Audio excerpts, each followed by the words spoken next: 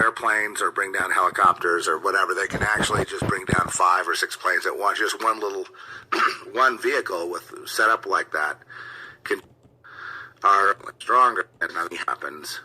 That to help or describe what's happening to them, they get referred to the mental hospitals.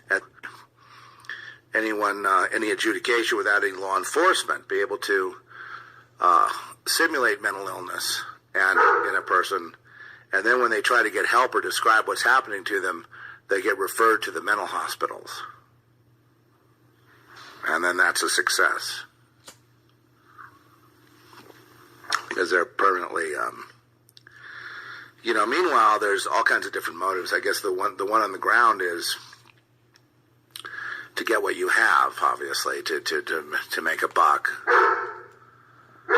For example, to focus on, say, women and turn them into human trafficking victims by breaking them down and breaking their will down with these psychotronic weapons, with the idea that as soon as they, before they can actually get any help or that anyone would believe them, they oftentimes expire. In other words, there's a human sudden death syndrome involved in electronic stalking, where a lot of people are now, because the weapons are so much stronger.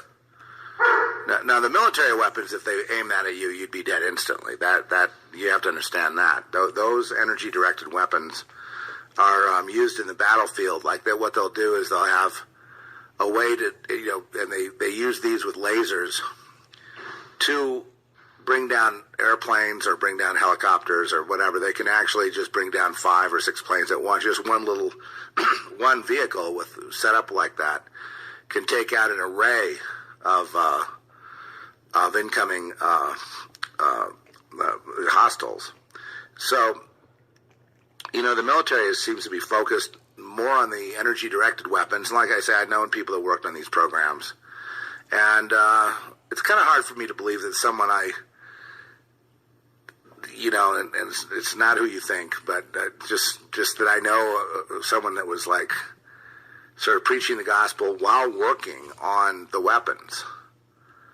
And I'm sort of like, well, what is it? What side do you want? I mean, there is that question, right? Like, what, and I don't even want to know anything about it. You know what I mean? This is a guy that was working at Sandia Labs here. And he'd come here every once in a while to work here, and he was based in, well, I don't want to give any more info, but it just, it's a strange world out there, folks. It's a really strange world, and this world that I'm dealing with is the world of Gangstalking, energy weapons, but then there's a supernatural component too. That maybe it's part of the AI kind of thing that can seem like magic to people, but to where you get, people seeming like random bystanders staring at you, with hostile looks on their faces. Bystander,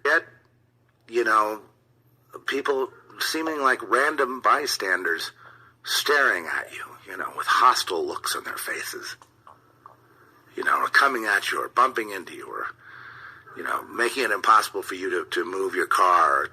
It just seems wherever you go, there's this coordinated attack. And again, and then you turn the radio on and the guy is talking to you directly. And then you're trying to get to, and it just the weird things that we would think would be supernatural in some way, because how could it be prearranged? Then there's a good old-fashioned tracking of they surveil you so they know where you are, where you're going to go, and the AI can tell, the supercomputers, whatever the network can tell the people that are perps to wait for you here, and then you'll arrive there, right? They can make a prediction as to where you'll be. So which is it? And, there are people that are afflicted with this, and they say, well, there's, 1,000 people against us. I don't know who they are. And so there's that proliferation of lists that goes on, where a person, say, may be marked in one way. The next thing you know, it's like there's 1 million people hostile, all coordinated. And so, like, it seems so unreal that it just doesn't seem like anything that could be planned at all in any way, shape, or form. People are just not that regulatable. And then, of course, there's the invasion of your car, your space, your tracking chips. And then, of course, there's the invasion of your car, your space, your tracking chips. People have been in the military. Did they have a chip or something? You know, there's some way of... There's just, you know, it just seems so coordinated that people don't believe it. See what I mean? It's too much. And so when a person tries to describe, yeah, then this guy, and then this guy over here, and this guy over here too, that guy over there, you know, and that guy right there, and this guy over here. And so when a person tries to describe, yeah, then this guy, and then this guy over here, and this guy over here too, that guy over there, you know, and that guy right there. And then, they did something to the wires and something with my car. It's not, you know, they're using my car as a weapon against me. I can't drive it, you know. And they'll say, look, I got someone for you to see who could help you. You know, maybe you need to be on a 72-hour hold at the mental hospital, which, of course, they're going to be building those like at breakneck speed now because the testimonies have gotten out of control on this thing. The growing number of people have gone far, far in excess of what anyone would call mental illness, right? So now they're like, well, then they're already preparing for the post era of Trump, where they can round them up and deal with them, because the people that are targeted, I guess overall you could say there's one thing in common, but the main thing is they're just really not the kind of people that they want in the future. And that'd be safe to say, because the program is to drive all to death ultimately, to eliminate them from society, to marginalize. And the whole thing about taking people down, people are commodities so that you can use them, you can steal what they have, you can break them down over time and get what you can, as these jackals do. And then finally kick them off the cliff, either to institutionalization, death, whatever. And now the newest thing, because the weapons are much more strong, we have sudden death. People just give out. They commit suicide because they just can't take it anymore. The only place that I know of where something could exist like that would be hell. Could not exist on earth. It would have to be hell. Because the entire thing is orchestrated by Satan. The entire thing is orchestrated by the demonic. It is 100% demonic. It is magical. It does defy logic and science. And it is basically predatory in the sense that it is looking for good people to destroy. In fact, of the people I've met, I haven't really met any bad people who have gone through this experience. But I mean, it must be horrifying to really show up in a somewhere in the marketplace, the square, you know, where you haven't done any harm to anybody. You're just trying to be a human and participate in human activity, and to have the whole place turn on you. It's just so humiliating and degrading, and to know you could never go there again. Your own community has made it so that you can't leave your home. Are they just mean? Are they all the same? Who are these people? Why the unison? Most people disagree on some things. They disagree on, you know, the color of the sky. They disagree on politics. They disagree on religion.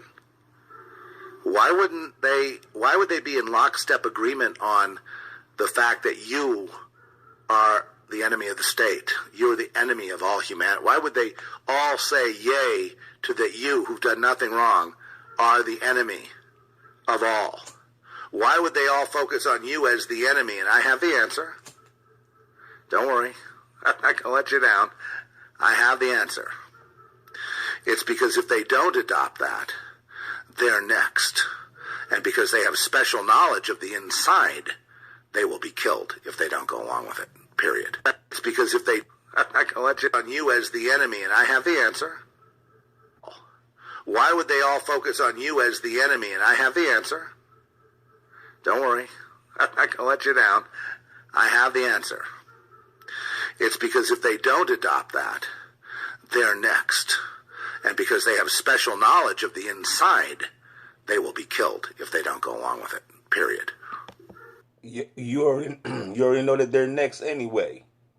They're next whether they comply and go along or if they decide to be on my side. Either way, they next.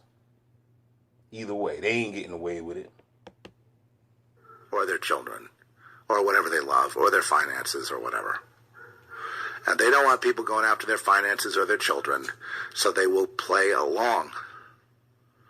Then there's that part of them that's sadistic, the fallen human condition, that gets off on playing a small part in targeting a person, an individual, and then watching them get tortured, degraded, hurting and suffering, and watching them melt all the way down to death or to some horrible event. For them, it's exciting, it's dramatic. They get off on it because they're on Satan's side. They get off on other people's suffering. That's why. They've developed a taste for it because they got initiated into it. Satan's side is just basically a mirror image of this. On this side, we are rewarded in some way, even if it's just in your heart, when we do good to others, right? We do good to others. We have compassion for other people. We help a person out in some way. We just kind of like, and when there's tragedies and things like that, we come up a notch or two in being humanitarian. The other side, there's no reward for that. Only that if you use it as a front, like you pretend to be charitable, you give donations to the cancer society, whatever, so people see you as a philanthropist, but it's all part of your act to hurt people. And so then, you'll be behind the scenes, you'll own whatever, you'll own, shares in the Raytheon Corporation that's developing a lot of these weapons, or something to that effect, or Boeing, or one of these, and then it's just based on the idea that you would get power from the harm of people around you while deceptively convincing them that you're on their side.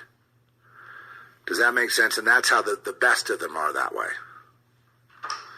Okay, but still the same principle. If they really do good to anybody, they get taken out. They're seen as a failure. They're seen as softening.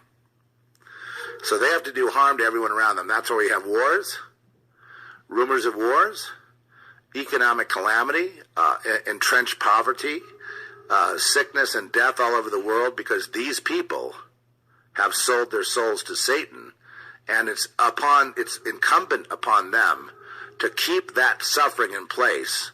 And even political parties, right, all keep the suffering in place, i.e. don't solve any of the problems, right? Don't do good for humanity, because then you'll be taken out. Because the world system is dependent on that very thing. Even a child initiated into the dark side, to Satanism, learns very quickly that he must hold his own and pull his own weight. And he does that by harming other people. That's the only way that you can succeed in that system.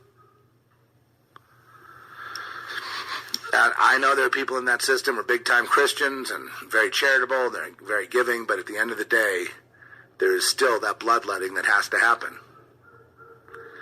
It's the saddest thing that I know of. It breaks my heart every day to watch human degradation and suffering because of a few assholes who refuse to give up whatever it is, who spent millions and billions of dollars on their images to make people think they're good people, when in fact they're responsible for the world being what it is. These honchos are people you see every day in the news. When in fact they're responsible for the world being what it is. These honchos are people you see every day in the news.